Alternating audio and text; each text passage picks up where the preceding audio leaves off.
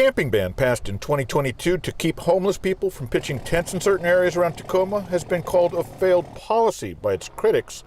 They say expanding those boundaries would be even worse. I don't want to see another 3 years goes by and more millions of dollars of our taxpayer money going to solutions that don't actually house people. But tents are showing up in more neighborhoods, including near parks and schools. And City Council member John Hines says buffer zones need to be expanded.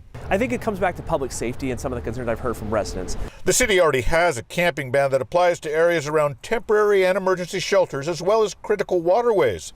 But 3 shelters have since closed and those tents have returned. Hines says an additional 2-block camping ban around parks, schools, and libraries is needed as well. It's a lot more of people saying, I don't feel like I can take my kids to those parks, I don't want to go there. And the public's paying a lot of money for access to these public spaces, and so we want to make sure they stay open to the public.